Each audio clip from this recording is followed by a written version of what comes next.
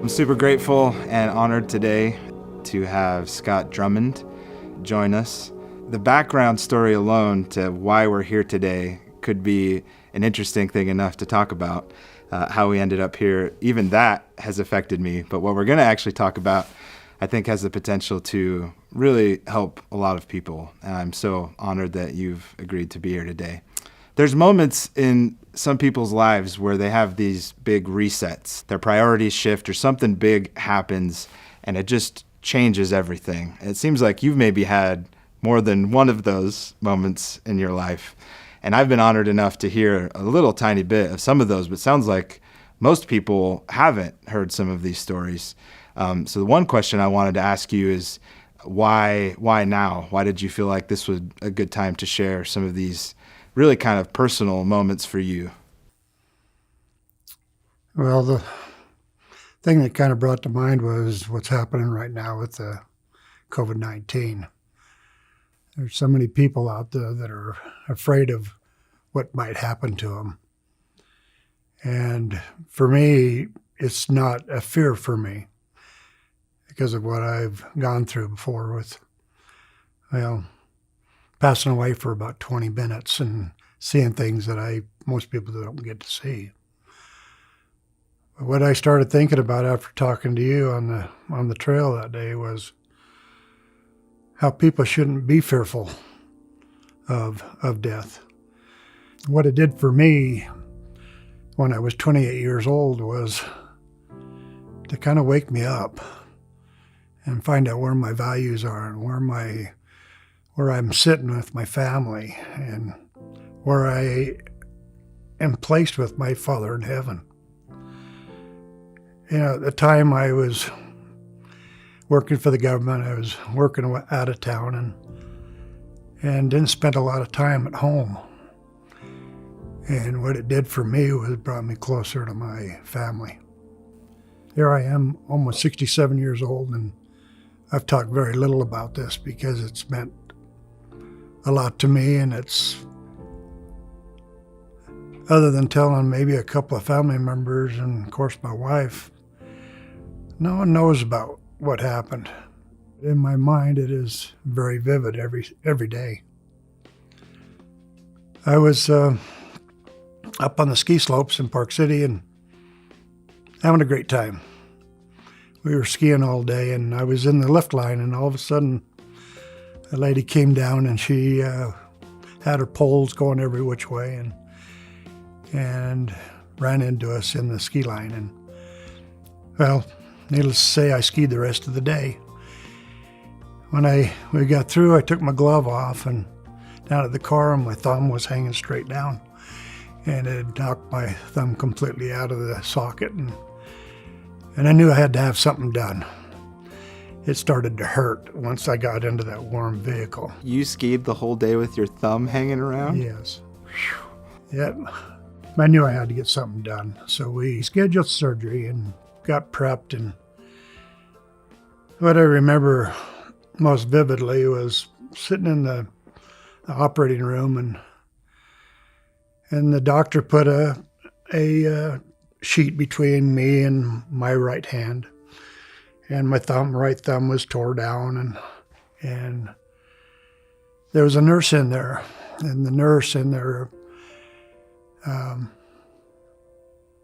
made mention to the doctor that she'd never done a tourniquet before and didn't know quite how to change the valves, and the doctor said that he'd talk her through it.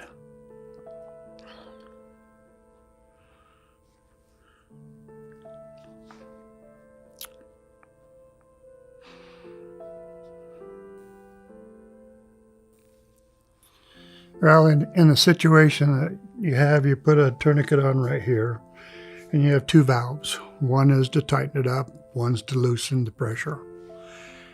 And what happened was both of them were tightened to begin with, and the nurse undid the one valve, and the pressure started coming back on again, and she opened the second valve and forgot to close the first valve. And all of a sudden I had the sensation of something going up my arm it crossed into my heart, and next thing I knew, I was above my body watching the operation. What was unique about it was I wasn't by myself. I had someone right beside me watching. And I don't know if this is normal or not, but I watched every stitch that was put into my thumb. I watched the nurse go running out of the room saying that I killed him, and which was, I'm sure, put a lot of fear in her mind that what she did didn't work.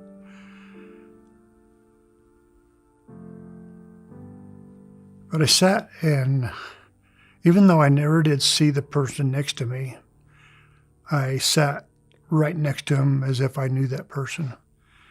And everything was done through the mind. There was no talking. I could hear what the doctor was doing, but I could never hear mouth to mouth what was being said with the person that was next to me. And we sat there and watched the operation. And I can't tell you how long, because there was no clock on the wall, or I didn't have a watch on. We watched how serious the doctor was about finishing his surgery on my thumb. And I watched him cut me here and tear a tendon out. I saw him wrap it around my thumb, and I started watching him put me back together. Something that was supposed to be a very simple operation ended up being not so good in the end. We sat there for a little while, and I can remember I was sitting above. I was laying down, and how you lay out with your arm like this, with the sheet right here. And I was sitting right up here above watching the surgery. And then in my mind, I was told, okay, it's time to go. And I remember so vividly, I could never look back. I was instructed never to look back again. And the next thing I knew, and it was like a twinkle of an eye, I was standing in a field where the person that was with me was right next to me, but I couldn't see him. And I looked over to the left, and there was some great big tall trees. And I remember they were the most unusual looking trees. It had a long trunk with the leaves up on top. And there were lots of them. And then to the right of that, which would be still to the left of me, was wildflowers, just beautiful wildflowers. And they were up about to my waist. And I just remember looking and seeing how beautiful the flowers are, because it's something that I really enjoy is yard work and gardening. And I just remember the vivid colors were just magnificent. And then in front of me, and then to the right, was tall grass that came up probably just about my waist high. And I was just standing there. And the next thing I knew, the person that had escorted me there was not there anymore, and I was by myself. But it was so peaceful. Everything was really, what I remember so vividly was I could see a long ways to my left. I could see a long ways to my right. I wasn't allowed to look back. But in front of me was at the time it seemed like a cloud. It was just a white cloud. And all of a sudden in my mind, I started watching a video of my life. And I saw it from the day that I was born until I was 28 years old. Everything that I had done in my life, good, bad, it didn't matter, because what mattered was that's what I was being judged on, was what I had done. And I remember some of it hurt, but some of it made me feel good. But it was what it was. I had no one there to argue with, no one to say, I didn't do that. No, I did it. But there was a lot of things at that time in my life that I wasn't really as on track on my life as I should have been. It was, at that time in my life, I was working for the government, for the Postal Service at the time, and it was all about getting ahead, making enough money. And I was working, I remember at the time I was working in Jackpot, Nevada, which is way out in the middle of nowhere. And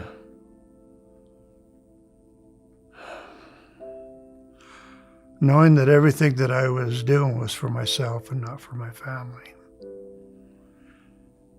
And I think probably out of all of that I watched, it was, some was good, some was bad, but I knew that I had to do better with my life.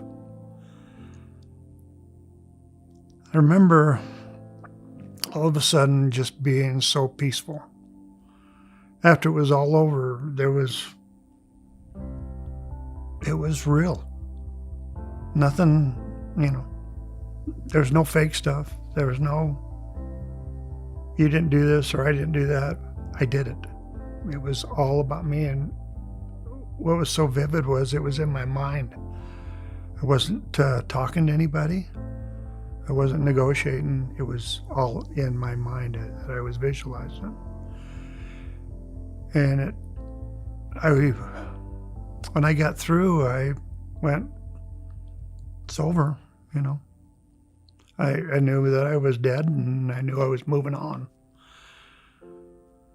I was instructed through my mind, and that person wasn't next to me, but in my mind, to get up and start working forward. And I walked up to this white cloud, and an arm came through, only about this much. And it just came through, and I'll never forget it. It was an arm that was strong. It was somebody that had worked either in the farming industry, where his arms were big and his hands, I remember, were strong. They were bigger than my hands. They were a lot more meaty.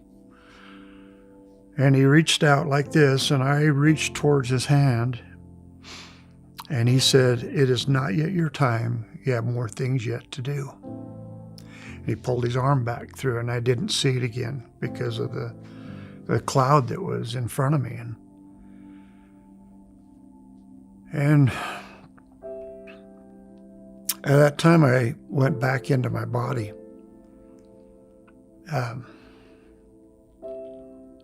The doctor said that there was a war going on inside of my body. The war was that I did not want to come back because it was so peaceful. I remember him saying, "What was going on? Why was you all over the place on that table?" And I told him that I didn't want to come back. It was too beautiful where I'd been. And come to find out, I had a paper on my chest, and it had pronounced me dead for 20 minutes. And I'd been gone. But I was gone in the most peaceful place that I could have ever went. When they wheeled me out, Connie was out in the hallway. She had no idea that anything had ever happened to me. But for 3 days, I've never had so much peace in my life as I've It's unbelievable the peace that I had for 3 days laying in that hospital bed. And the doctor, it's kind of funny, the doctor kept coming back in and checking on me to make sure I was okay, and was extremely nice to me.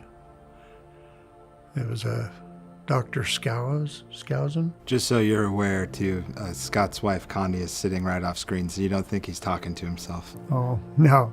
This is my escort, my wife, Connie. Well, we've been married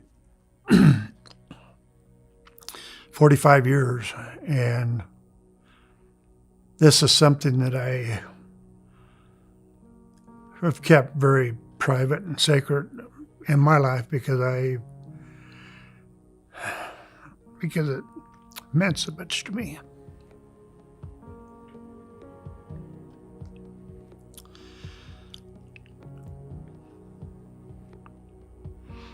Well, it changed my life. It changed the way I think about things. It changes the way I think about my wife and what we are together, and that we are one instead of trying to be one-on-one. We're trying to be one. At least I am trying. I'm not perfect. I've got a lot to learn in life. My life has taken me in a whole different direction since I was 28 years old. It's kind of brought me closer to my Father in heaven. I know there's a God. I know without a shadow of a doubt. One thing that I can also say is I'm not afraid of dying, because I know how peaceful it's going to be.